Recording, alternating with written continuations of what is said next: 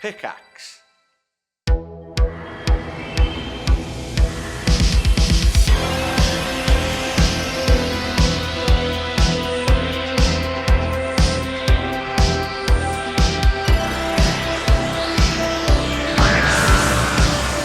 Hello and welcome back to the Review of Death, a Doctor Who podcast and your fortnightly home for Doctor Who news and reviews. I'm Matthew Toffolo. I'm joined, as always, by my good friend Billy Garratt-John. How are you doing, Billy? I'm very well, thank you, mate. It's early days and it's been weeks and weeks of doing lots of wedding prep and building, getting my hands calloused up by the rugged west coast of New Zealand. But I'm doing very well, and I managed to take 40 minutes out of my day yesterday to watch Oxygen, which was quite fun, which we'll get into in a bit. Yeah, I watched it today with Annie, and we were like, all right. There you go. That's your review. Next week. We've got a little bit of news to cover, though, because it was the Edinburgh TV Festival the other week. Yeah. And so we're obviously talking about this a little removed from the event itself. Yeah. And again, there's no real news to speak of particularly. No. But we did get some sense of reassurance from the BBC's chief content officer, Kate Phillips, saying, any Whovians out there, rest assured, Doctor Who's going nowhere. Disney has been a great partnership and it continues with the war between the land and the sea next year. But going forward, with or without Disney, Doctor Who will still be on the BBC. The TARDIS is going nowhere, which, again, no real news out of that particularly. No. But I suppose it did quell the anxious contingent of Doctor Who fans out there that their favourite show is not dead and buried. Yeah, I saw a few people like retweeting that, being like, oh, thank God, we're saved. And it's like, there's nothing new. We knew this, it's just, this is like someone saying water is wet, It was, but I've been seeing a lot of people, older fans, hardened fans who've been through this sort of scenario before, sharing very similar quotes from people like Peter Capaldi and Michael Grade and, all those sorts of people that were like, oh yeah, it'll be back. Don't you worry. This is, we've not cancelled it. I'd love to boil down into the metrics of what Doctor Who was making the BBC back in 1988, 89, because obviously, the main thing that we've got going for Doctor Who these days is that the BBC doesn't actively detest it in the way that it did when it went off the air in 89. Yeah. And, for years and years and years, we've heard that and Top Gear and Bluey and, MasterChef are like the tentpole pinnacle shows the BBC export, make money from with the licenses and stuff. And so, that is reason alone to be pretty secure that Doctor Who's going to be all right. But like you say, with the quotes that we were hearing, in the year that followed after Survival went out, we used to parroting lines, but it's just that Doctor Who is held in much higher favour within the organisation than it was before, which is only positive, isn't it? That's a positive. But I mean, I guess at the end of the day, you don't expect, who is this person? Kate Phillips, the chief content officer of the BBC. You don't expect the chief content officer to say, sorry, what was that? Nah, it's fucked. Next question. It's interesting though, we haven't had anything. We did have something from Russell. I think we may have talked about it on the last episode, which was if there are any conversations going on, it's happening separate from me. It's happening I'm not there. It's happening between the BBC and Disney, if there are any conversations, and I'm not saying that there are. Yeah. He's not privy to it. I mean, I think it's naive, I think, of us to assume that Russell wouldn't get feedback from certain conversations that are happening. Yeah. Or if he gets an idea of what direction the wind might be blowing in.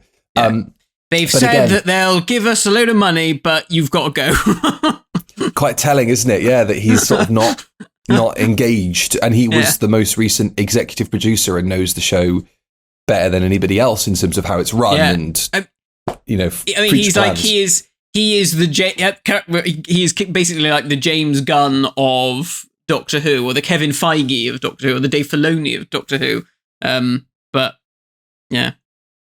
So he'll know what's going on, but he'll know what's going on. I'm sure. And all someone's that. probably said he knows. Yeah, people are telling him stuff. I'm sure, but yeah, maybe I don't know. Maybe he just doesn't want to be. Maybe he doesn't want to be that involved anymore. Maybe this has been a bit of a damp squib for him. He's already moving on to doing other things. He's not letting the grass grow under his feet. No, he's always been a busy guy. So I think it's fair to say that this is, an opportunity for Russell to go away and write something different and get Doctor Who out of his system. And it might be that he gets to the point and goes, I actually prefer it when I'm not doing this show, because he wasn't doing it longer than he was doing it. If that makes any sense. And so I'm sure he'll be wanting to write things that get a bit more bite into his writing again, and he's got something to say. Because I think that was a criticism that a lot of people levied at the most recent run, is that Russell seems to have run out of things to say or get angry about, or kind of plant his flag in the ground over. And it seems so weird that, the state of the world as it is now, it's a fucking shithole. There's plenty of things to shout about and talk about and put an interesting spin on it in a sci-fi way.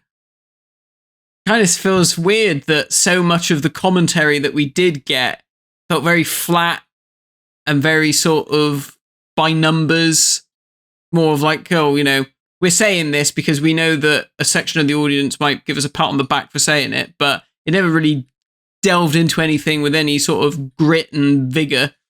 It's a bit of a shame. Unlike Oxygen, which does do that. Unlike Oxygen. Is there any other news? Is that it? Was that the news? Doctor Who is not going anywhere. Newsflash. That's it. That's the news. It's not going anywhere. Literally, it's not going anywhere. It's on bricks. Yeah. The TARDIS is on bricks. We got some nice new dollies. Oh, we've got new action figures. Yeah. Yes. Now, I've seen a lot of people complaining about the colour of these Daleks. Matt, can you please tell us what the deal is? I literally don't know. So thanks to Jack Evans, who very kindly picked these up for me, and he's also picked me up a TARDIS, which is coming this week as well. I like them. I think they're a nice colour, but apparently the colours are not accurate to this story. They look more like that in the next story in Power of the Doctor. Yeah, that's right. But even then, apparently they're not the right colour. I don't know. So someone's left a comment and was like, "Oh, I'm surprised you glossed over that quite quickly." I was like, "Thing is, if in a classic Dalek, I've just bought a housemate, and I've got more things to worry about." That's true. As long as it's not bloody like fucking neon pink with green balls like a Daypole figure. It's bronze and gold, and I'm happy. I quite like it though. It's nice. It's a different tone of Dalek. And we all know that is, we all need another Dalek on the shelf. And always. If it's slightly different from the one that came before, then it's money well spent. Yeah, and it's like really glossy as well. The light really, it really twinkles. It's nice. I like it. Well, that's... What can I say?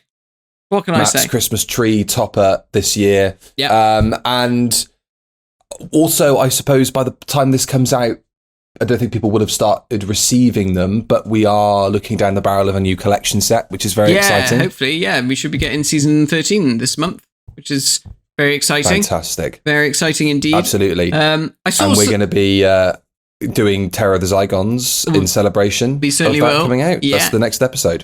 I'm looking forward to that and watch that in yonks. I think I saw someone on Twitter suggesting that maybe season 21 is the next one. They'd heard through the grapevine, which I think probably is about right, because we've only got one more Pertwee, one more Baker, and then Davison. That's it. And then obviously we've got all the black and whites. So we've got all the 80s done. I mean, that's crazy. Yeah. Like, I know... Well, I don't know why, but we can assume the reason why the black and white sets haven't come out yet. But, it's a shame, but at the same time as well, you kind of think, well, it gives you more time to think about how you're going to plug gaps on the VAM because you haven't got anyone to chat to. Yeah. I'm not advocating for any more Doctor Who escape rooms on the collection sets, but it would just give them a bit more time to figure out what's going on there, which is good. But at the same time, the variety in collecting these sets has sort of dried up maybe 3 or 4 years ago. I don't know. I think Doctor Who the Escape Room is where like Doctor Who actors go to die. Do you know what I mean? It's like when they flatline and then they wake up, they're in that escape room. They're like, Christ, I'm not doing this, am I? And I've been stuck with Peter Purvis and God knows who else. Doctor Who Purgatory. That is what it is. It's Doctor Who actor Purgatory. And they're like, what do you mean you can't remember? You can't match this monster, this Doctor? I don't fucking know. I was in it for 40 years ago. Oh, that's quite sad, actually. Although I do like that as like a darker reading. Yeah. That's where they've all ended up. They've all ended up in Doctor Who actor Purgatory. Bless them. I'll never be able to watch those in the same way again now, although they have gone up in my estimations for the intertextual reading. Right. Oxygen. Yes. So, this is Peter Capaldi. This is Pearl Mackie. This is fucking Matt Lucas. This is series 10 of Doctor Who. And it's the first time that we've reviewed anything that came out of series 10. That's true. On the podcast, which is exciting. Although I'm sure we reviewed it at the time it was going out. We were chatting about it. We did at the time. And I have watched this one at least once since we reviewed it all those years ago. So whatever year this came out, when was this? This is 2017. And I can tell you why it was 2017, because this went out directly before the 2017 Eurovision Song Contest. Right. This episode. It was live from Ukraine's capital, Kyiv, which goes to show just how much has changed in the last 10 years, or under 10 years. It was won by Portugal's Savor Sobral. I probably should have written that better so I can say your name properly. And it sounded like something from a Miyazaki movie to me. Oh, okay. You're going to give us a little go? It's far too early in the morning, Matthew. No. And I can't remember the song either, so it wasn't a great year for Eurovision. It's May 2017. At least you didn't ask me. At least you didn't say who's the Eurovision song winner of 2017. If it was an Italian entrant, I would have asked you to perform some. You could have given us an aria or something, but we'll skim past that. On at 7:15 in the evening, Matt, that seems quite late for Doctor Who. 7:15? Yeah, I guess it is a bit later. But it is, there's some graphic stuff. Well, not graphic, but there's some unsettling imagery in this episode, I think. That maybe the later time slot probably warranted it. Yeah. So what you're saying is anything this season that didn't feature Matt Lucas was on at an earlier time? Or should I say Nardole? Because Nardole. Yes. This is the problem with this episode for me. Because for the most part, I really enjoyed it. And I thought that, the kind of capitalism in space, which is obviously, the little tagline that Stephen byroed onto that episode slot when he was coming up with his listing of the series, is fairly well explained, and it firmly picks a side, but I don't necessarily think that we'll be riding for capitalism in our work through of this. But with the horrible visuals and with the slightly more serious tone and topic, in the middle of that you've got this fucking Teletubby wandering around, and that there's some elements of the drama which are sacrosanct, and having whatever her fucking name was in Little Britain, Bubbles DeVere or Precious from Come Fly With Me, wandering around in the middle of it, I think sort of undercuts the drama slightly. But hello, darling. Hello, darling. There's plenty to talk about in that regard. Oh my god! Do you know what? When we were watching it, I was like, "Oh yeah, Nardole. I forgot about him. I always forget he exists." And I know there are people online who really love Nardole, and They cry that we've not had a Nardole figure yet. And I don't think we'll ever get one. But I always forget he's a companion. He just passes me by. And I think part of the problem is that his character just doesn't really make any sense. Like, what is he? Is he an alien? Is he a robot? You know, I put it in my notes when they're like talking about the oxygen problem. And I'm like, well, isn't he a robot? Isn't he an android? Isn't that what he is? Surely he doesn't need oxygen. So that annoys me. And it also bugs me that like we never got like a proper introduction to who he was and how he came aboard the TARDIS. 1 minute he's, you know, just a gibbering idiot working for Hydroflax in that terrible story. And then he's in the TARDIS. And you're like, oh, right. And he's had like a complete character transplant. I like Matt Lucas. I have to say, I do like Matt Lucas. I like Matt Lucas. I've got nothing against him. No ill will whatsoever. And I remember when the Husbands of River song came out, one of the things that I said at the time was, it's a shame that this is Matt Lucas's indelible mark on the show. This is the only time he's going to be in it. So I was very happy when, I love this. This is just the Nardole podcast now. I was very happy when it was announced that he was coming back, because I thought, oh, you know, I'm generally speaking a fan of his work, not so much of the blacking up, but I think that Matt Lucas is a talented guy, you know? And I think it was nice to see him in Doctor Who. I think, like you say, you're right. The problem is you have no idea what he is. He's played up as the comic relief, but then immediately snaps into finger wagging, telling the Doctor off that he should be protecting the vault, which of course later on in the season we find out houses Missy. Which was so blatantly obvious as well from the off. And that annoys me as well. It's like they big up this thing like, oh, sir, you've got to remember your oath. What are you going to do if you forget your oath? Who gives a fuck? It's just a mad Scottish cow in a bloody cupboard. It gives a fucking shit. So there's all of that. And she's lining herself with J.K. Rowling's fucking money. Yeah, oh God, yeah. And I'm happy to say that because I met her once and she was bloody horrible. I was so disappointed. And she was effortlessly charming. So that's your BBC balance for the podcast there, for viewers and listeners. Did you meet her? So it was at Armageddon in Auckland. it was during Armageddon. It was during Armageddon, and bizarrely, she had a smile on her face. She was enjoying herself. So I'm not surprised she had a free holiday. She had a free holiday in bloody New Zealand. I know, and guess what? They've got bloody oh shit, who is it? They've got Frodo Baggins and some other short fella coming over for Armageddon later this year. I think it's definitely it's Elijah Wood and some other twonk, Lord of the Rings, whatever. Right. So yeah. So they've got but she wasn't horrible, she was Matt just Lucas. not interested.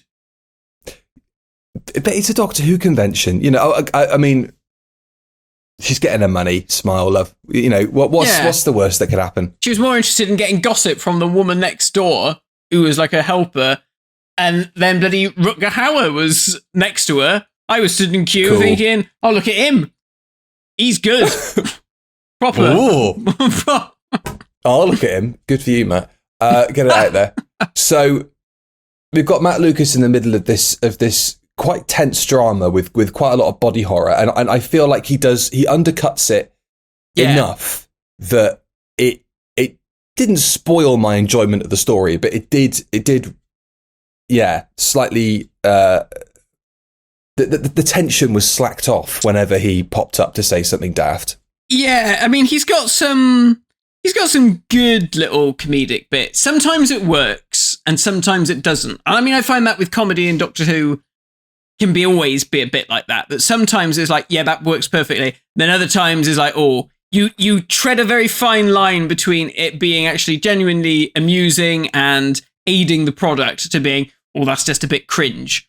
And sometimes some of his stuff can be a bit like, okay.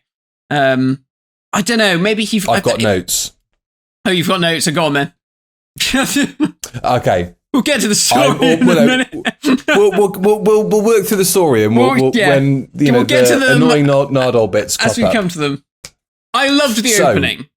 The intro is fantastic. I was going to say, as a part Trekkie, part Whovian, what did we think of Space, the Final Frontier, as an opening? Great. It's really, really well shot. You know, all the tumbling through space, the marching across the space station. It's very Space Station Nerva, isn't it? This story. It's got real Ark in Space vibes, which is great. I can get behind that because what a fantastic story. So I loved the way that they did all of that.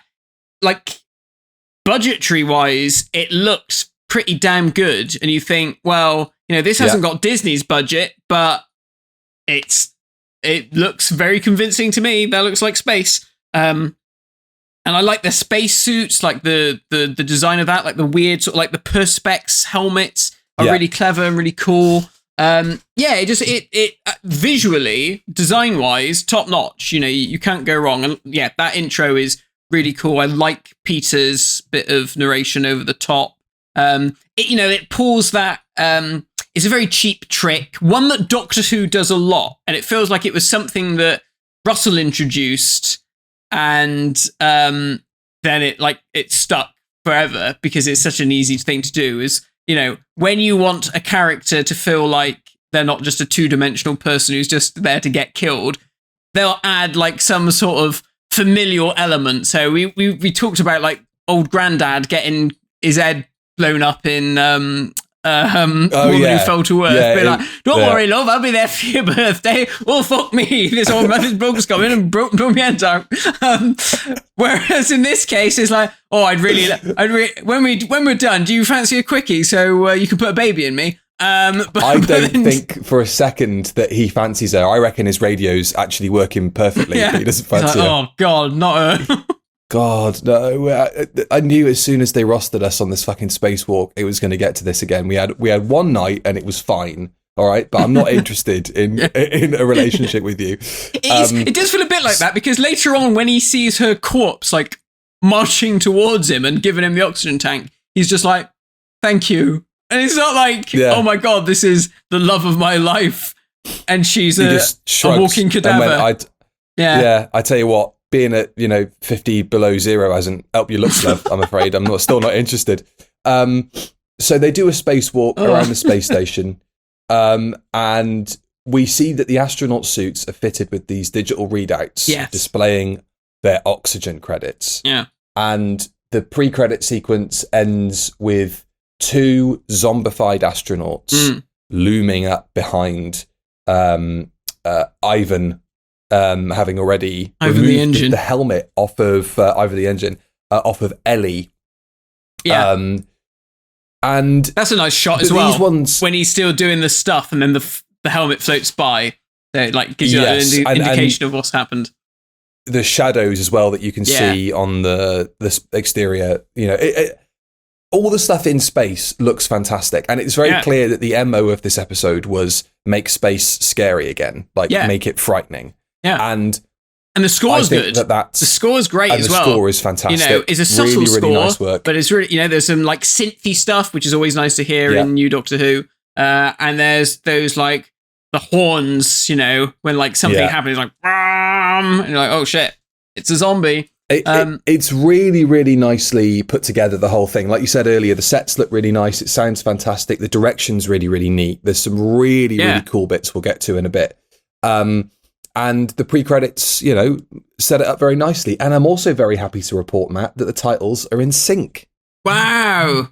God, that makes a change. Which is great. The theme tune is still awful.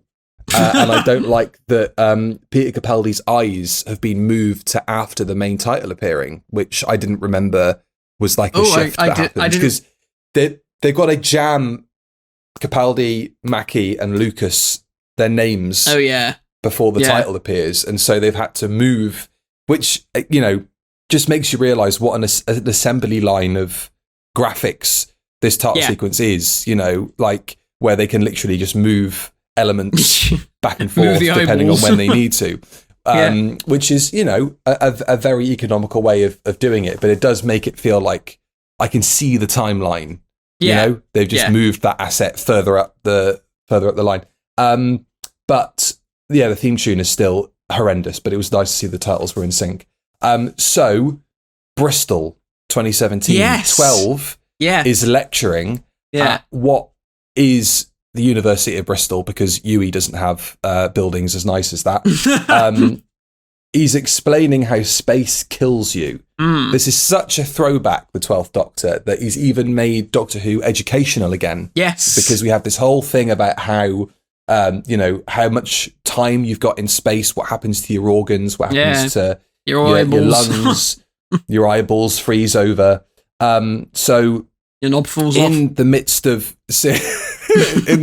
Series 10, where we are is the Doctor's still lecturing at university, the vault has not been opened, and he still has his eyesight. Yes. Yes. That's how we can tell where we are in the series. Yeah. Do you know what? And I think I said this at the time, and I'm sure we've said this since. I would have loved to have just them do a season of like Capaldi just at university. His Doctor suits that location so well. He really fits that sort of professorial role. And I love the role that he has. You know, his relationship with Bill is so good. That sort of teacher-student thing. It's very McCoy Ace. It's got those sorts of vibes. But my God, seeing him up there on his chalkboard talking about space, that was like I settled into it immediately. It's like, here we are. Here's Doctor Who. I was very pleased. Good. I'm glad to hear it. It was like putting on an old coat. It was nice. It was very comforting. I was going to say it has that feel of. I know where we are with this, and I like this setup with the Doctor, and I know I like Bill. Nardole we'll get to. Yeah. But he's just sort of there. He's just sort of there. He's not offending me to this point in the script or in his general presence in the story. He's kind of like chameleon, isn't he, really? Yes, he is. He's like chameleon for the 21st century because he's sort of a robot and he's sort of just in the cupboard and they kind of wheel him out here and there. And then he just sort of turns up and then he goes. Although, chameleon wasn't necessarily there for comic effect. No. Or any comic effect was unintended. Yeah. And I think that's the thing that I find tricky about Nardole is that he's obviously there, for the 6, 7, and 8-year-olds. Yes, he's there for the one-liners, isn't he? Yeah. And especially because you've got a Doctor that's older and, like you say, more professorial and maybe a bit scarier, you do need the balance. But I think that, it does on occasion tip too far in one direction. And the only way I can really feel about, I can see that being rectified, honestly, is by him not being there. And I'm not saying him as a character. Nardole as a character not being in those scenarios quite as much, but I understand why he's there, and for the most part, he's fine. Yeah. But there's a few slip-ups. And I mean, I think Capaldi, he gets some nice little humorous moments in this story. I think by this point, they've really found the balance with his character, and his performance feels more kind of like sometimes I get sort of Tom Bakery vibes from him, from like season 12 vibes, where he hasn't gone, I'm the best thing that's ever happened to BBC television and I'm an alcoholic and I'm 1977 Tom Baker. This is like, I've landed a really good job and fuck me, this is great. Tom Baker. He's got those sort of vibes of just, there's like elements of bewilderment, but he knows what he's doing and he's just good. He's just really, really great. I bloody love Peter Capaldi. And I think this is why it annoys me when he leaves, because it's like, if we'd have had another season of him like this, I'd have been well up for that. He is a solid hand. And I think that of all the Doctors that I've gone back to rewatch from the modern series, particularly from periods of the show where I, wasn't that interested, or I felt a certain way about the show. Matt Smith always delivers. He always over delivers. You can always count on him to raise a script or raise a moment with his performance. And Peter Capaldi has those moments as well, but I think it's the consistency of tone from him that he feels like the main character of this TV show, and the confidence that he has in the part, I think, really does cement him as one of the best actors to play the part. And it's amazing to think that even though, this was getting, what did this get on overnights? This got 3.57 million on overnights. And, so Doctor Who isn't setting the world on fire with the number of people it's bringing in. Yes. It's, obviously a little bit higher, but it's sort of on par with the sort of stuff we've been getting for final figures with Ncuti Gatwa. Yeah. But I think it's interesting, isn't it, to think that this is however many years prior, and by this point already, the interest in the show is already beginning to wane with the general public. It's only, us sad gits who are still clinging on to it. But still, and I don't mean to bash the modern version, modern as in the last couple of years, constantly, but it's difficult not to see comparisons when you've got an actor like Peter Capaldi who he provides a certain rigidity in the role. Like you do get the sense he is the center of the universe of the show that they're making. Yeah, and he feels invested in it. Yeah. And I don't get that sense so much. I'd argue even with Jodie Whittaker, and I think Jodie Whittaker is fantastic in the part. There is a confidence around Capaldi's performance that very few actors have matched. Yes. And I think that that's really important when you are the leading character in this TV show. Yeah. Maybe it helps the material he's been given suits his demeanor as being, the like you say, professorial or slightly more serious and together with it, Doctor. But that means that every episode he's in always feels like a solid adventure, and he's always a joy to watch on screen. So that's it, isn't it? 10 out of 10 for Capaldi, as always. Whenever we sort of go back to a Capaldi story, obviously his stories can be quite hit and miss, but we obviously did Magician's Apprentice, which is familiar earlier in the year. And, even if the story itself is ropey, you always know that Peter Capaldi is going to give us a really solid turn, and at least, his scenes are going to be good. All right, maybe there's some awkward bits and stuff like the woman who lived or the girl who waited or whatever the fuck those are. There's some weird bits in there, but, that's them trying to do that like course correct and it not quite working. But here, they've finally found, right, this is the rhythm, this is the style, this is his Doctor, and he's great. He is fantastic. Return of the fluid link, Matt, which is really important to mention here. Yeah. Nardole's removed it because 12 told him the TARDIS can't operate without it, but the Doctor lied. But we know it can't operate without the fluid link. So, I know at that point you have to go, all right, I imagine some repairs have taken place since the Daleks, which is, or he's updated the system to a degree. But it feels like one of those pithy back and forth, pow, pow, pow, one-liners, without actually thinking about, hang on a minute, but what's the logic of this conversation here? What about the rules, Matthew? What about the rules? Have we not established that the fluid link, without Mercury, the TARDIS cannot take off? I mean, obviously, we know it's funny, isn't it? Because he's an interesting character, Nardole, because he's obviously a bit thick as pig shit, because obviously he gets told, go to Birmingham and pick up a packet of crisps.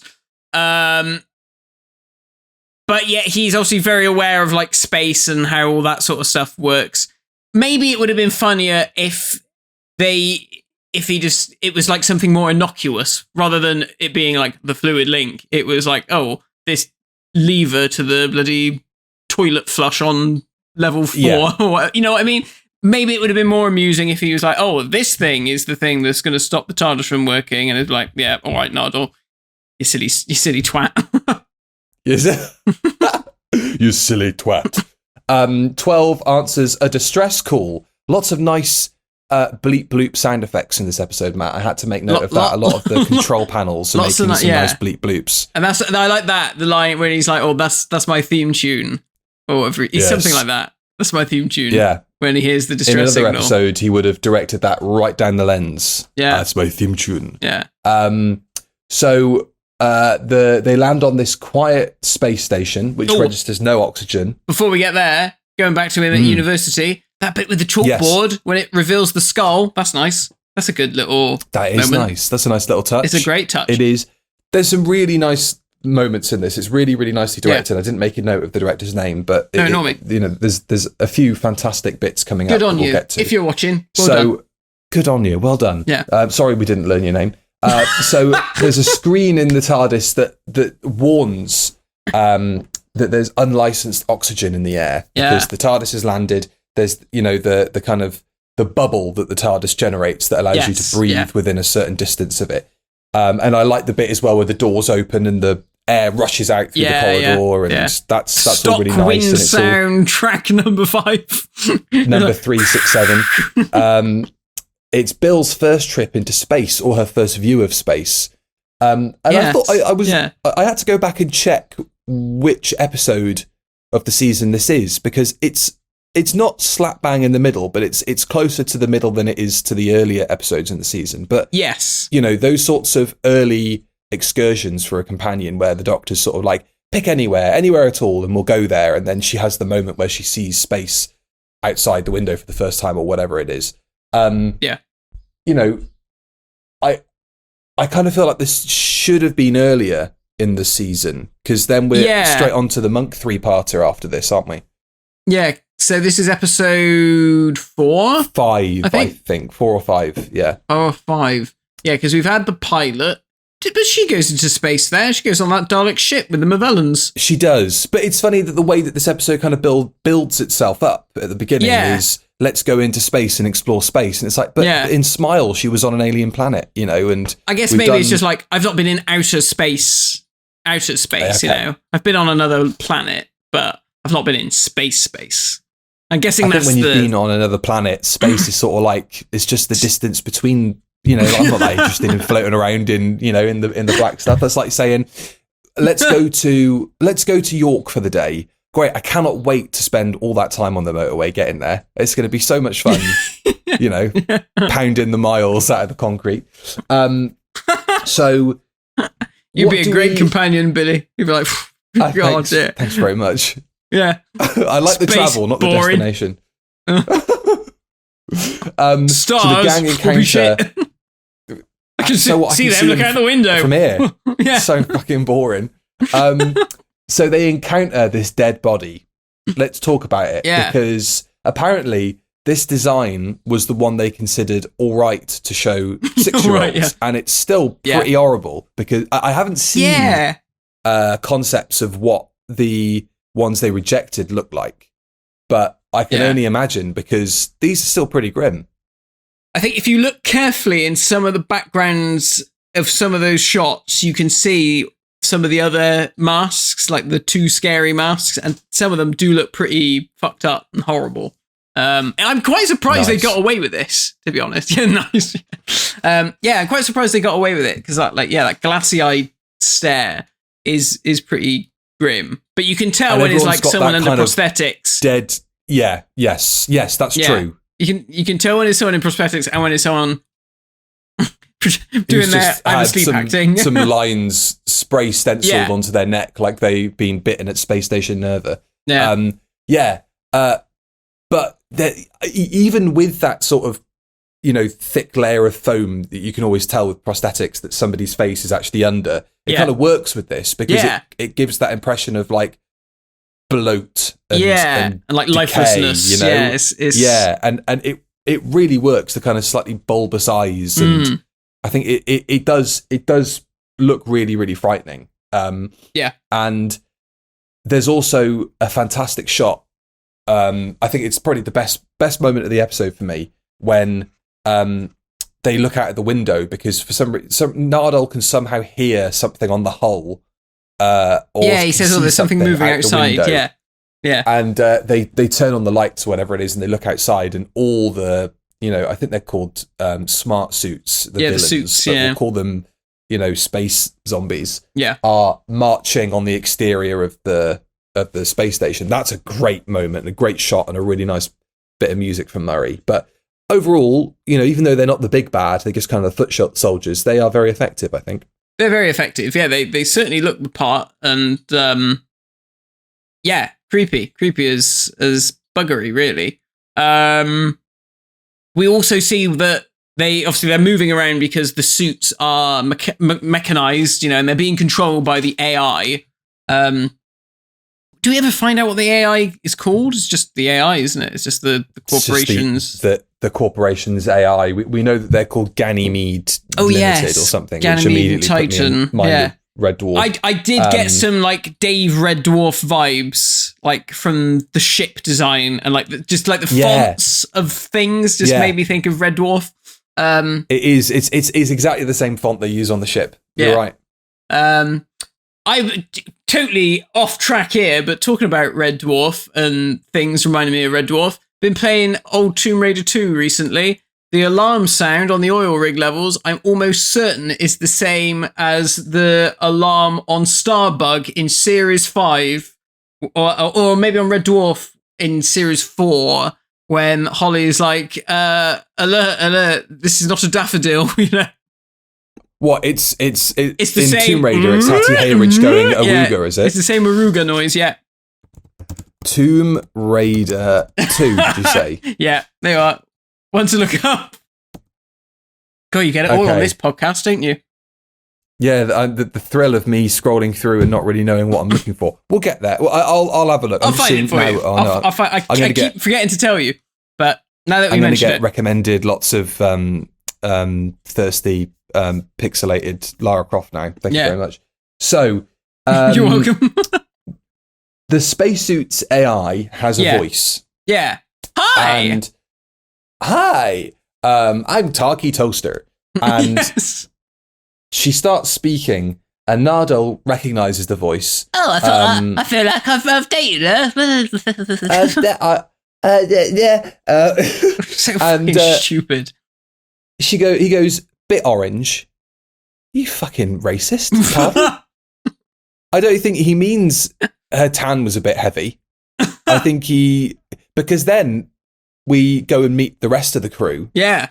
And Bill has a very funny encounter with Darren, yeah.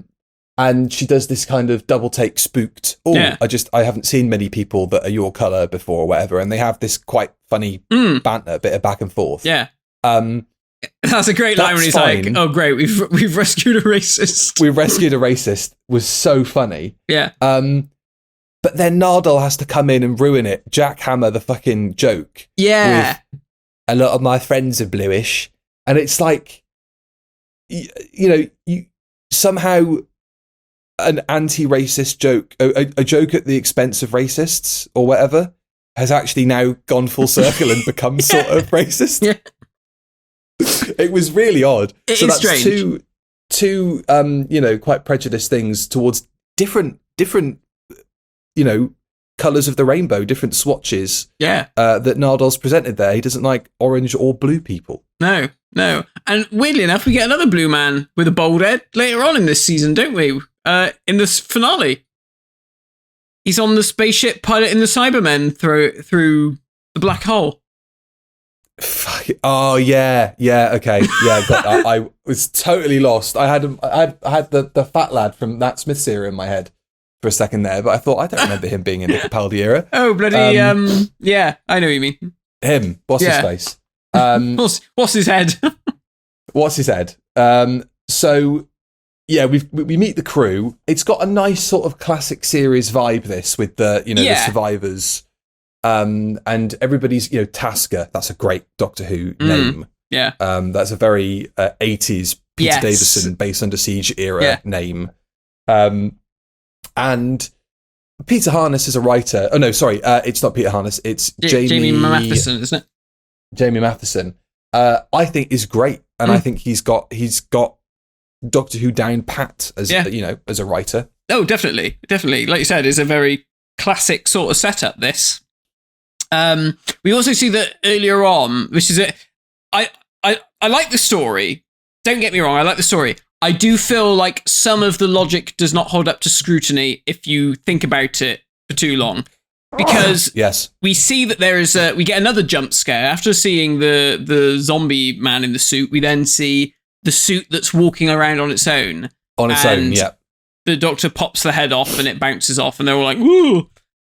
So if the suits can move around on their own, why have they even got people up on this spaceship in the first place doing the mining? Why don't they just get the suits to do it? Yeah, because you wouldn't have to pay them a living wage. Yeah, and then later on, when they're like, oh no, the spaceship that's coming. We're done here, folks. Thanks very much for watching. This episode has just completely fallen apart.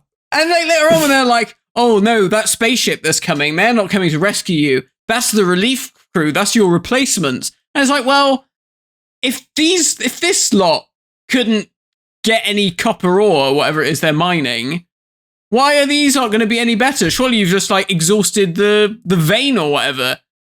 Why are you sending more people? This episode just hinges on the fact that these guys in particular, this crew, are all lazy buggers, and they are the worst crew that this organization have ever sent out.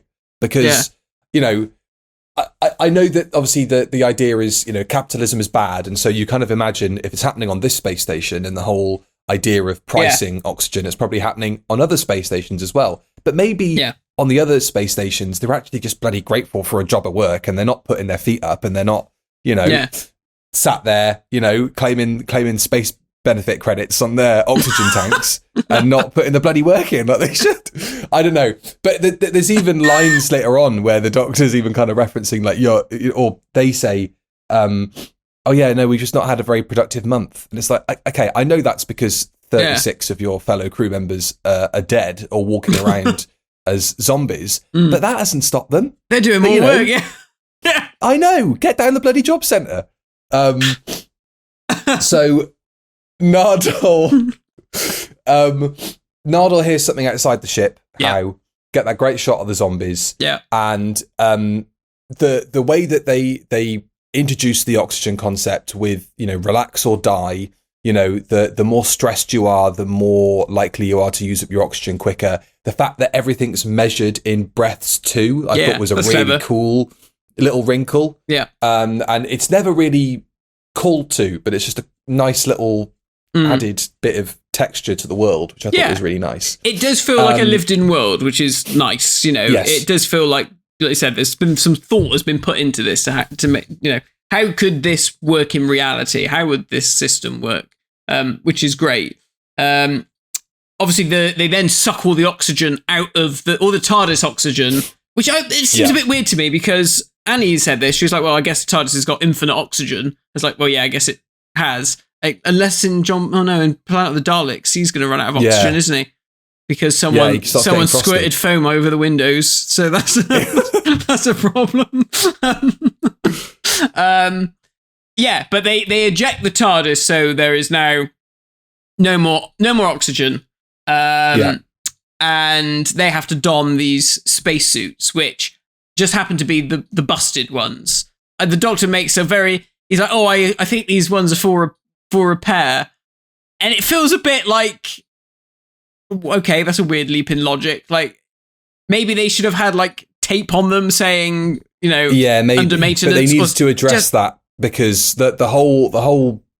Well, but even still, it doesn't quite make sense because Bill's costume is faulty as well. But they make a whole point of saying that these suits aren't gonna kill the wearers because they were offline when they were updated, which led to this new protocol of all the people in the suits being offed by the suits. Yeah.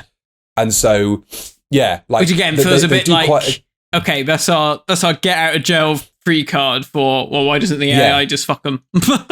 And also, like, pardon? And also, like, the whole, these suits forcing everybody to bend over. Also, no, we've uploaded the wrong AI software to these suits. We said drilling, but we were on. I know. Why did you drop kawaiigirl.exe onto this thumb drive?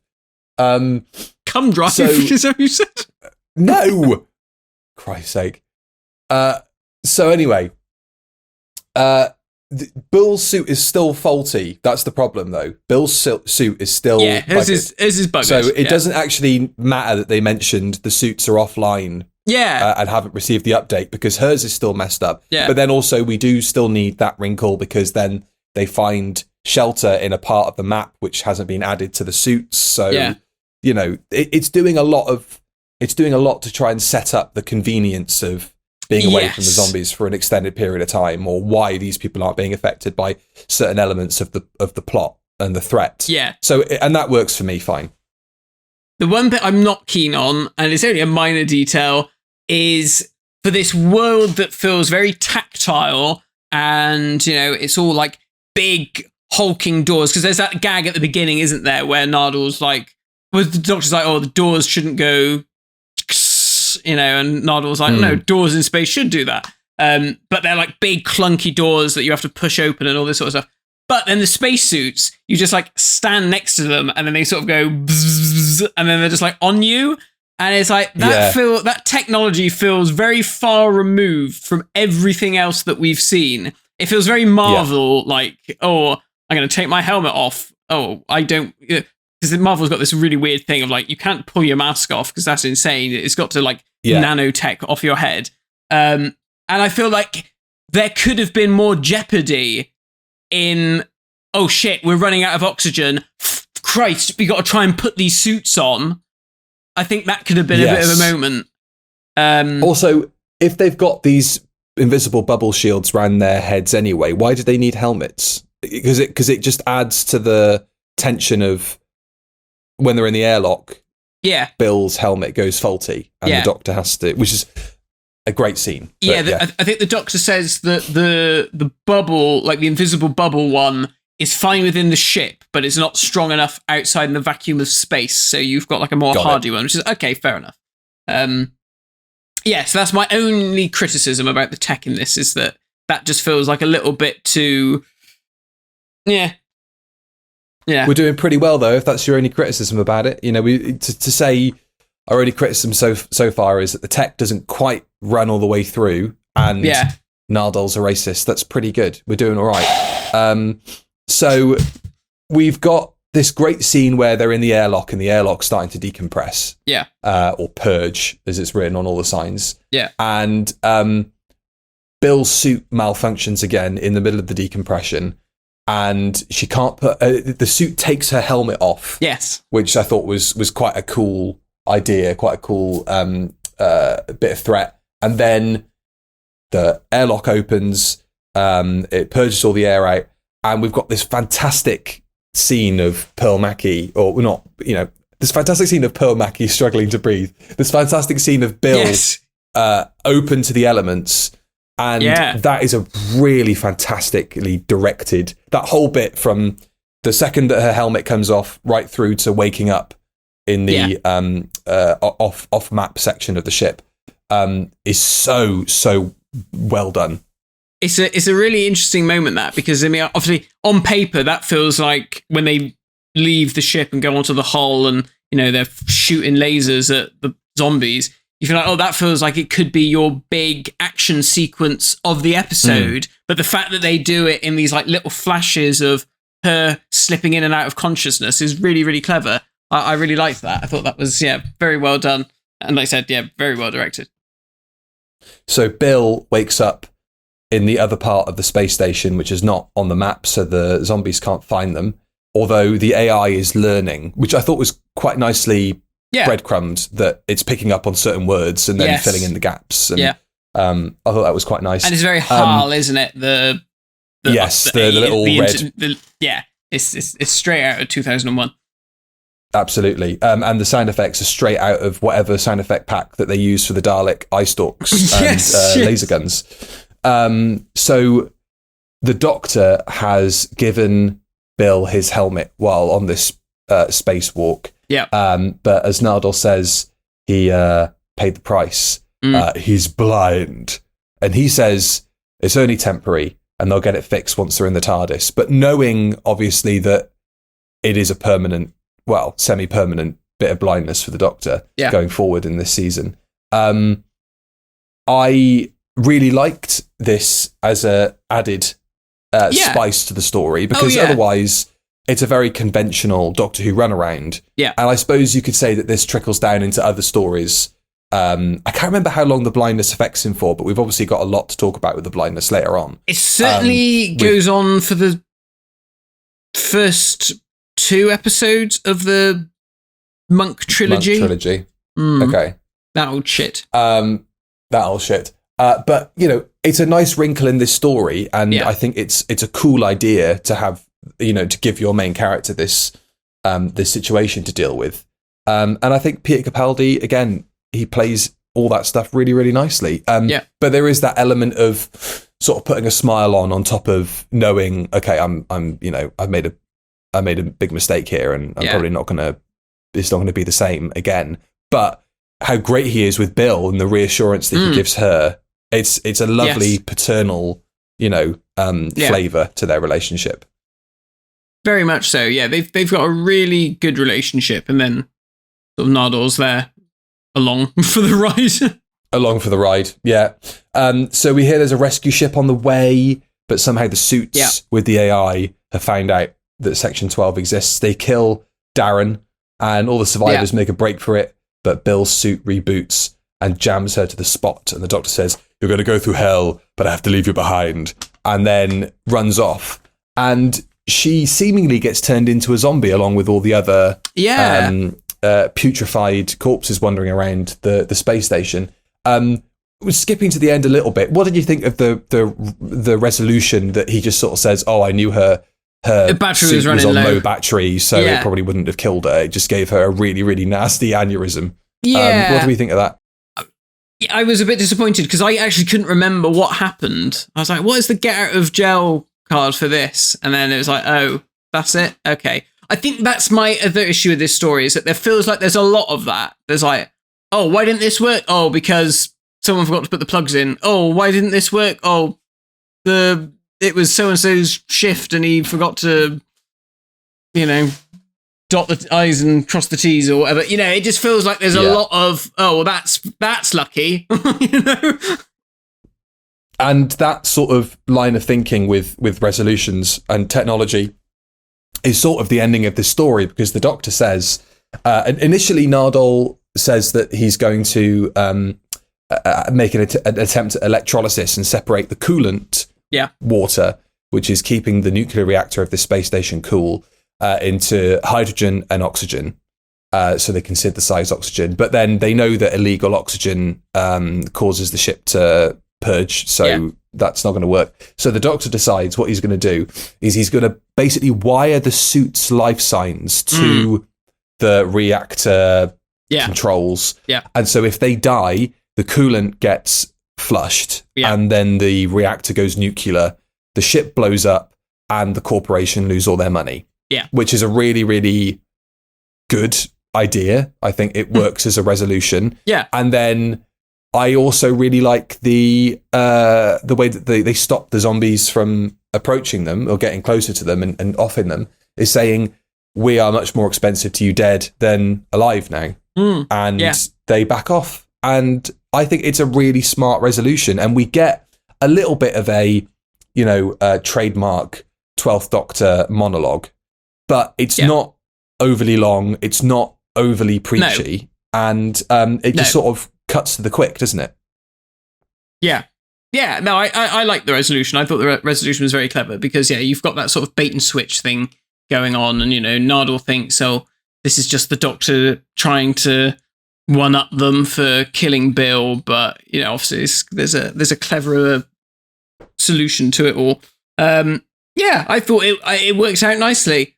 Obviously, you know, we've already discussed surely why don't they just use the suits to do the work and all that kind of thing. But if you brush all that sort of thing aside, it's a solid Doctor Who. I think the issue that I have with it in terms of like the pacing is that, and again, it's just the problem with, you know, 45-minute Doctor Who stories like this, is that it feels very linear. Do you know what I mean? It just feels like ba-ba-ba-ba-ba-ba-ba-ba. We're here at the end. I think we had the same problem with Robot Revolution this year, that we were like, we really liked it, but it just sort of felt like you've gone from this set piece to this set piece to this set piece. Oh, and this is the end. And you're like, oh, right, okay. Yes. And it feels a bit like that. You don't have where, like, another story this year, which did do it well, like Lux or something,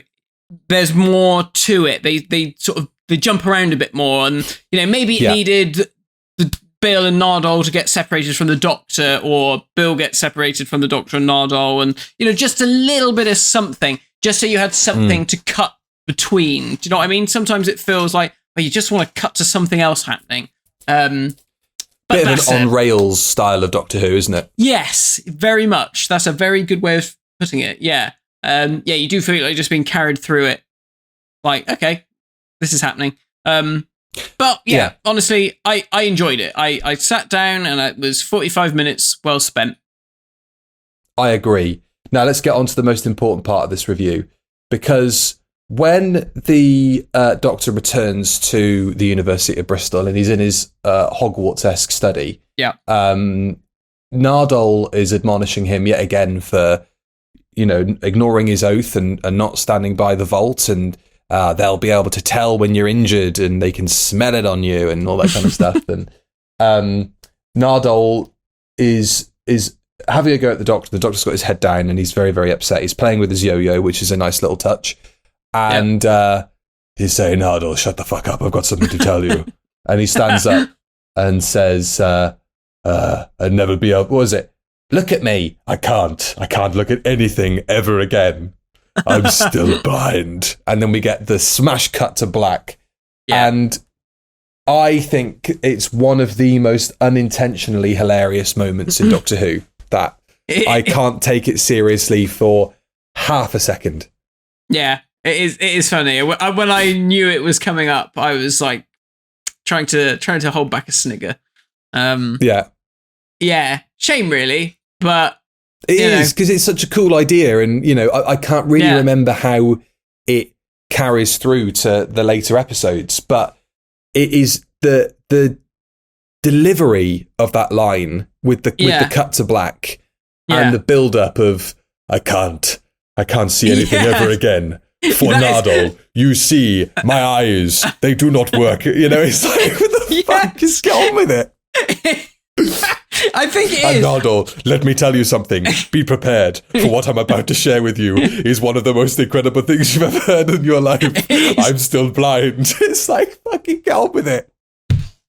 It is exactly like that. I think it's the line before of I will never look at anything ever again that just sets it up to be so unintentionally funny. And then the cut to black. And the cut to black, this is what blind people see. It's like, what? This is what the Doctor sees for life now. This is his POV shot to end the story. It's so weird. Maybe I think it would have been far more dramatic if he'd have had the sunglasses on the whole time and then taken them off and said, I'm still blind.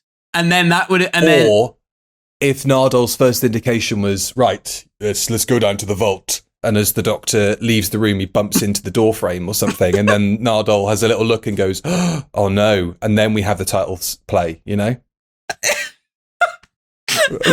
would have been much better. like some naked gun. Yeah. He goes... Exactly. He walks into the bathroom, shuts the door. Straight out of the big double bay windows behind him. Into the hedge below. Onto the back of a lorry that's parked outside, and then it drives off. And he's still going. Oh, God. I asked everybody on Twitter what they thought of that moment, because I really wasn't sure how to word it, because we are talking about disability here, and that is not something to kind of poke fun at.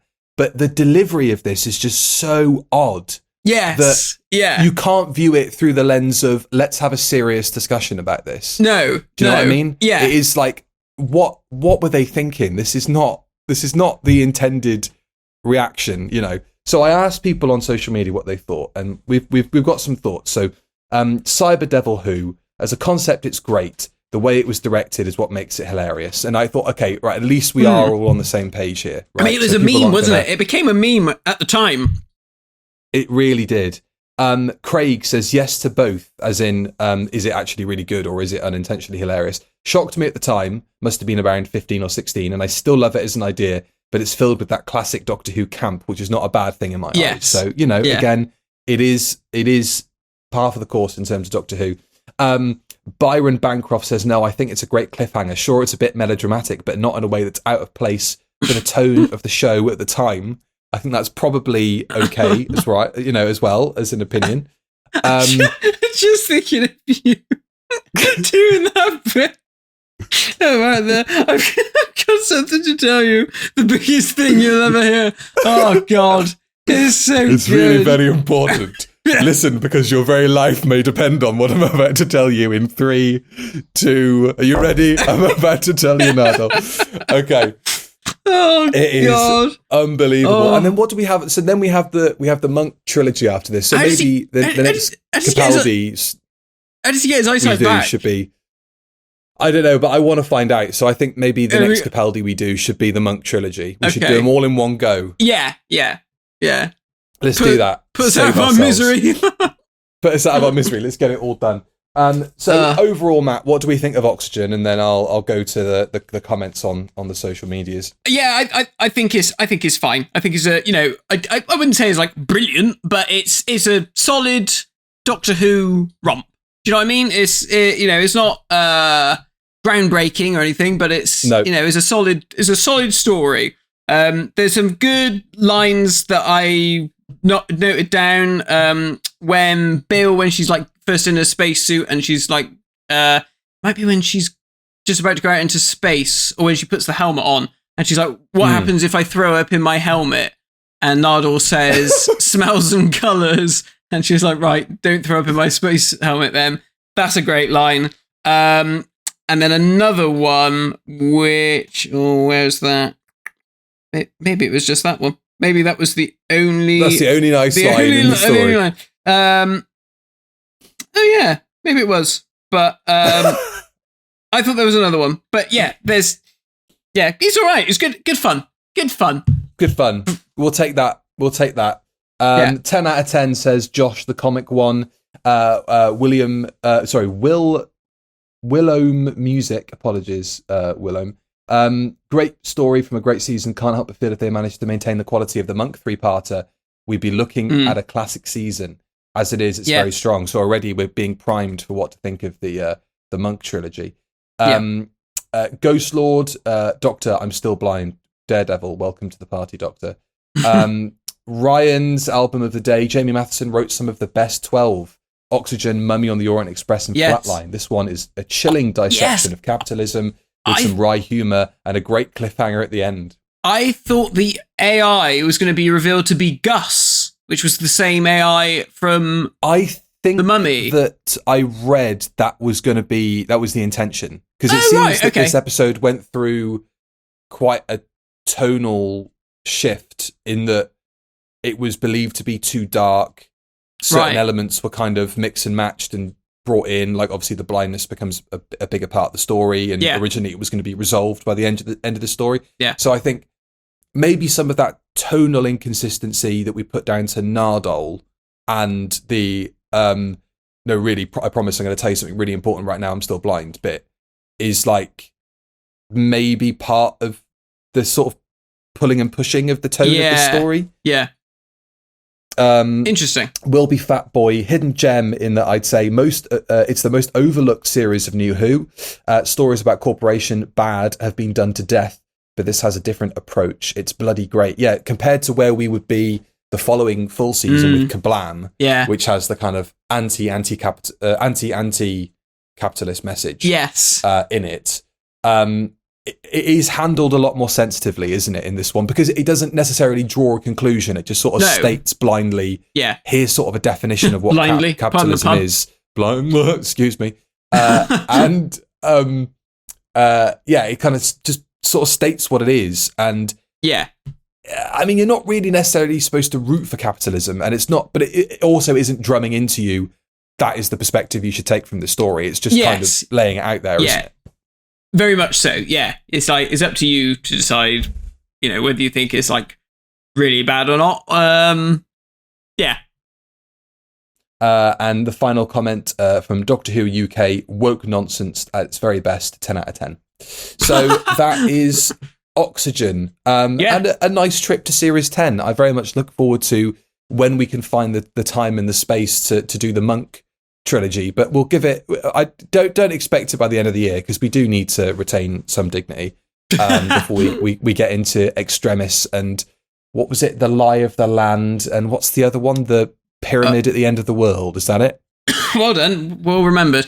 From what I remember is you didn't like Extremis, but yes, I didn't like Extremis. I really liked Extremis. I thought that was great, and then it all went downhill from there. Okay, well, particularly that middle episode. That middle episode is boring. Nothing happens. And then episode 3. Is that the one where they're in like a slightly alternative reality? Is that the one? And the Doctor does the fake out regeneration? No, that's the middle one? That's the third one. That's the third one with the weird fake out regeneration, which is insane. That was the other line. That middle one. The other line was about the Doctor saying, when the universe shows you its true face. Oh, yes. We return favor by showing it. The face. Yeah. Yeah, we show when the universe shows you its true face, you go blind. Right. A far cry from like the Series 8 12th Doctor, who'd be like, when the universe shows its your true face, you tell it to fuck off. You tell it to get fucked. Yeah, bam. Yes, there you go. That is Oxygen. Quite a pivot when we go to our next story, which is going to be Terror of the Zygons. Yes. But it was nice to go back to Series 10. It was nice to revisit this era of the show, because there's plenty to like, and it's always held up to me as a very good season. And even an episode where we can sort of laugh at it and pick holes in our tongue-in-cheek style. Yeah, it still delivers the goods. Yeah, I certainly had a fun time watching it. This is obviously an interesting season. Like you said, it's a pretty solid season, and it certainly felt that way after Series 9, which like neither of us got on with basically at all. And it's funny, isn't it? Some people really love Series 9, and some people, like ourselves, really hate it. It's very Marmite. But this series seems to find a bit more of a tonal consistency, but then you do sort of absolutely you dip a bit with the next story with the 3-parter, which again feels like it's having problems behind the scenes, right? Because it's different writers, isn't it? It's like 3 different writers on that one. It's like Stephen does the first episode. I think Peter Harness does one. That one I remember feels like, God, they don't really know. One hand is doing one thing while the other's doing something else. But then it all comes to a head with that fantastic Sideman story, which is arguably probably the best Sideman story we've got in the new series. It is. With the Masters. I was thinking about that scene, having watched Capaldi in this story, I was thinking about I do what I do because it's right. And I was thinking about that whole scene and how great that story is. Yeah. So maybe we should look at doing a little Series 10 mini arc, because it is so beloved. Yeah. And certainly we'll look at doing the monks in the near future, because I'd love to dip back into that. And Bill's great. I don't feel like we said enough about Bill, but she's really, really good. I really like Bill. I would have loved to have seen another series with her and him. That would have been really great. Such a shame. They're a really, really nice dynamic, and Pearl Mackie is a great screen presence. Like, really, you never really want to say, born to play a companion. That's like, born to runner up. But she does have a really, really great, kind, inquisitive kind of nature to her, which is what you want out of a companion. And it was refreshing, because she wasn't the center of the universe, although the Doctor and her share, a real kinship and an affection for one another. It is that kind of 7 ace thing. Yeah. And their dynamic is really lovely on screen. And actually how that emotional through line of Bill and her mum and yes. the photographs, and that gets called back to in this story, you know, right as she thinks she's going to die, was really, really nice. And, you know, there's a lot to love in Series 10, and I'm looking forward to doing more of it at some point. Yeah, definitely. Well, very good. There we go. That was Oxygen. Join us next time for is it the 50th anniversary of Terror of the Zygons this month? Unbelievable. It is. Wow. What a classic. What a fucking stone cold classic. I'm very much looking forward to rewatching that one. I haven't watched it in yonks, so that's going to be good fun indeed.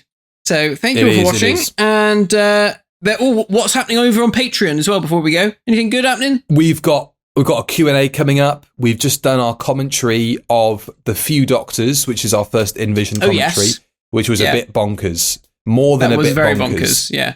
And yeah, there was a fantastic comment that you sent me, which was, this felt like a porn parody without the porn. Very much so. Although it does have a very kind of carry on feel to it as well. Yeah. You know, it's very strange, but well worth checking out because you know, it's sweet. You know, it's oddly sweet because it's from a time where, I guess, a sort of similar time that we're in now, where we think, okay, the show's off the air, let's sort of poke fun at it. It's not coming back. Yeah. And so it's the Doctor Who Appreciation Society putting this fun little film together. And it is good fun, you know. Yeah. Well worth checking out. InVision commentary for that. Still to come as well. We're continuing our trawl through the Probe series. Yes. So we've got The Devil of Winterborn, which is the second installment in the Probe series to come. Yeah. And more commentaries and more nonsense like that to come. Very good. So thank you all for watching. Look out for more of that stuff. Look out for Terror of the Zygons, and we will see you all next time. Bye-bye. Goodbye.